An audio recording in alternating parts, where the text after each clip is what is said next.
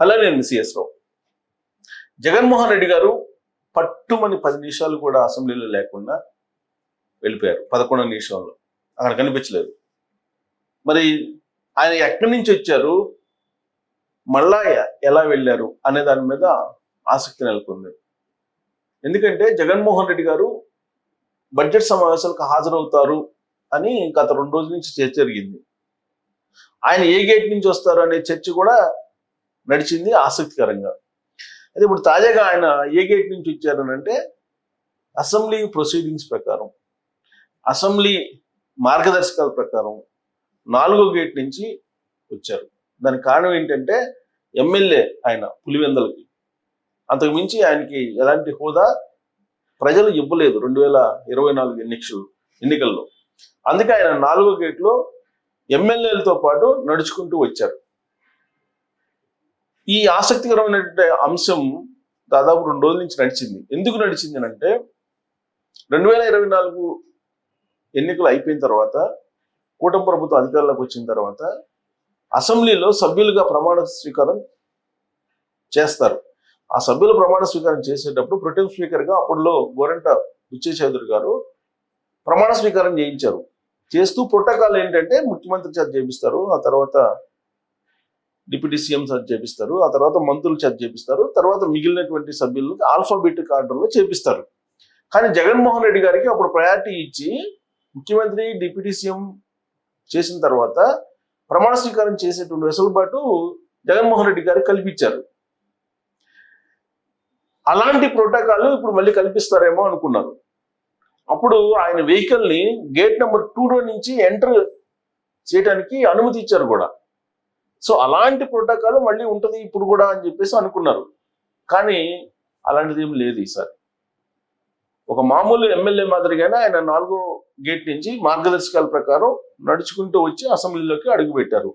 ఎప్పుడు అడుగుపెట్టారు అని అంటే కరెక్ట్గా గవర్నర్ తన ప్రసంగాన్ని ప్రారంభించేటువంటి సమయానికి అడుగుపెట్టారు.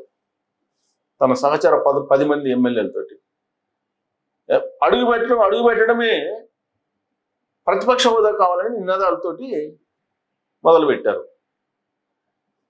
ఆ తర్వాత గవర్నర్ ప్రసంగం కొనసాగుతున్నటువంటి సమయంలోనే పట్టుమని 10 నిమిషాలు ప్రతిపక్ష హోదా ఇవ్వాలి జగన్మోహన్ రెడ్డి గారికి అని చెప్పి నినాదాలు చేసి బహిష్కరించి వెళ్ళిపోయారు. అసెంబ్లీని బహిష్కరించి వెళ్ళిపోయారు. ఇక అసెంబ్లీకి వచ్చేటువంటి అవకాశాలు కూడా లేవు అని చెప్పి ఇప్పుడు తెలుస్తోంది. కారణం ఏంటంటే కేవలం 60 రోజుల పాటు అసెంబ్లీకి అటెండ్ కాకపోతే అనర్హత వేటు పడుతుంది అనేటువంటి ఉద్దేశంతో జగన్మోహన్ రెడ్డి గారు అటెండ్ అయ్యారు. అంతకు మించి ఆయన అసెంబ్లీకి రావడం వెనక ఎలాంటి కారణం కనిపించట్లేదు అనేది సచివాలయంలో కానీ అసెంబ్లీ లాబీల్లో కానీ వినిపించినటువంటి మాట. జనరల్గా ఏంటంటే జగన్మోహన్ రెడ్డి గారు అసెంబ్లీకి వస్తున్నారని అంటే ఖచ్చితంగా ఈయన ప్రజా సమస్యల మీద పోరాటానికి వస్తున్నారని చెప్పేసి అనుకున్నారు ఆయన అభిమానులు. అలాగే ఆయన అసెంబ్లీకి అడుగు పెట్టంగానే మిర్చి ధరల గురించి, మిర్చి రైతుల గురించి మాట్లాడతారు అని చెప్పి అనుకున్నారు. సెకీ ఒప్పందం గురించి మాట్లాడతారు అనుకున్నారు. చంద్రబాబు నాయుడు గారు 2024 ఎన్నికల ముందు ఇచ్చినటువంటి సూపర్ 6 గురించి అసెంబ్లీలో గళమెత్తుతారని చెప్పేసి భావించారు ఆయన అభిమానులు. కానీ తుస్సుమనిపించారు వాళ్ళ అభిప్రాయాన్ని.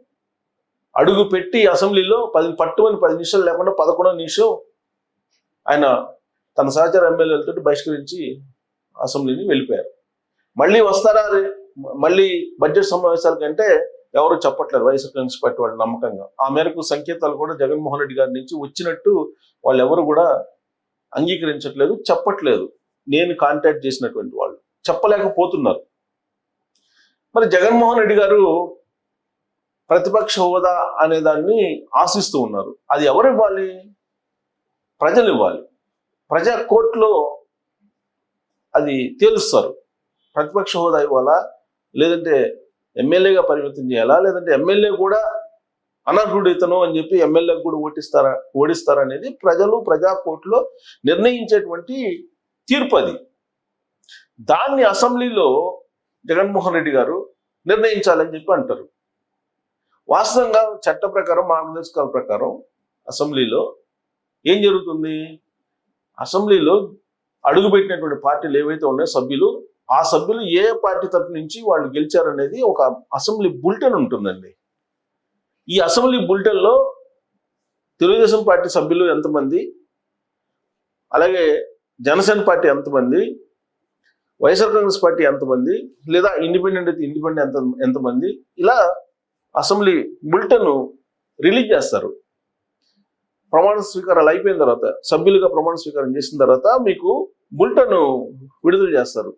ఆ బులెటిన్ విడుదల చేసేటువంటి క్రమంలో అది ఎందుకు విడుదల చేస్తారంటే చట్టం ఏం చెప్తుంది, అసెంబ్లీ ప్రొసీడింగ్స్ ఏం చెప్తున్నాయి, ఎవరైతే ప్రభుత్వాన్ని ఏర్పాటు చేయగలరో ఆ ప్రభుత్వాన్ని ఏర్పాటు చేసేటువంటి వాళ్ళని ప్రభుత్వ పక్షము అని అంటారు.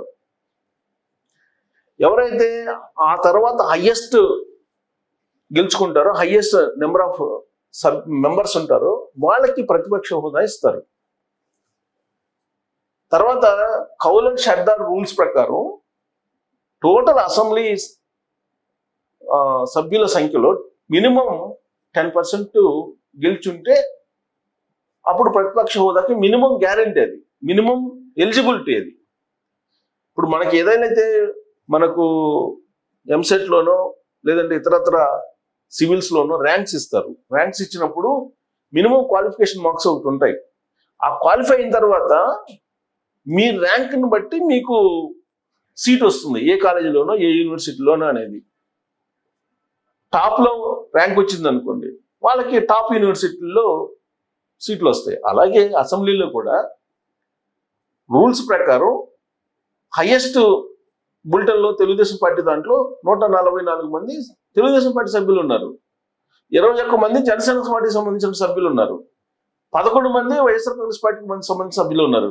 మరి చట్ట ప్రకారం, మార్గదర్శకం ప్రకారం ఎవరికి ఇస్తారు ప్రతిపక్ష హోదా అంటే జనసేన పార్టీకి వస్తుంది. అదే విషయాన్ని పవన్ కళ్యాణ్ గారు వివరించి చెప్పారు. ఈ 5 సంవత్సరాల పాటు ప్రతిపక్ష హోదా నీకు రాదు, ప్రజలు నిర్ణయించలేదు అని చెప్పే విషయం జగన్మోహన్ రెడ్డి గారికి చెప్పేశారు. ఆయన చాలా క్లారిటీగా చెప్పారు. ఇక నా దాని మీద ఆశలు వదులుకోవాల్సిందే, మళ్ళీ డిమాండ్ చేసినందువల్ల ఉపయోగం లేదు, టైం వేస్ట్ తప్ప. అసెంబ్లీలో ఏదన్నా ఉంటే ప్రజా సమస్యలను మాట్లాడితే బెటర్.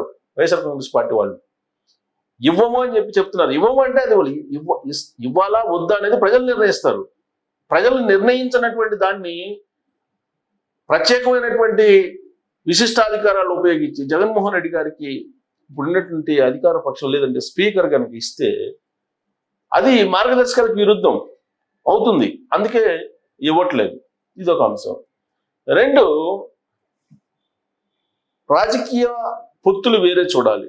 రాజకీయ పొత్తులు వేరు, అలాగే ప్రభుత్వం వేరు. రాజకీయంగా పొత్తులో ఉంది కూటమి అంటే అది కేవలం పొలిటికల్గా ఒక ఒప్పందం మాత్రమే. అది మౌఖిక ఒప్పందం, రాతపూర్వక ఒప్పందం కాదు, మౌఖిక ఒప్పందం మాత్రమే. కూటమిలో ఎవరున్నారు? BJP, Janasena, Telugu Desam party. ఇది కేవలం రాజకీయపరమైన ఒప్పందం మాత్రమే. అదేమి అసెంబ్లీలో రాతపూర్వకంగా ఇచ్చేటువంటి డాక్యుమెంట్ కాదు. పోనీ బయట కూడా డాక్యుమెంట్ రాసుకోరు. అది కేవలం ప్రజా కోర్టులో మౌఖికంగా చెప్పేటువంటి అంశం మాత్రమే. దానికి చట్టబద్ధత ఉండదు. చట్టబద్ధత దేనికి ఉంటుంది? గెలిచినటువంటి ఎమ్మెల్యేలు ఎంతమంది ఏ పార్టీకి ఉన్నారనేది మాత్రం ఉంటుంది. మీరు ఉదాహరణ తీసుకుంటే మనకు తెలుగుదేశం పార్టీకి సంబంధించినటువంటి రాజ్యసభ సభ్యులు అప్పట్లో రాజ్యసభలో విలీనం అయ్యారు. ఎందుకు విలీనం అయ్యారు? విలీనం అయిన తర్వాత వాళ్ళు ఆ తెలుగుదేశం పార్టీ సింబల్ అనేది పోతుంది, అక్కడ ఆ సభ్యులు అనేది పోతుంది, విలీనం అయ్యారు కాబట్టి. అలాగే చట్ట ప్రకారం ఏది ఉండాలో అది మాత్రమే చేస్తున్నారు అక్కడ. జగన్మోహన్ రెడ్డి గారికి ఇవన్నీ తెలియని అంశం కాదు, తెలుసు.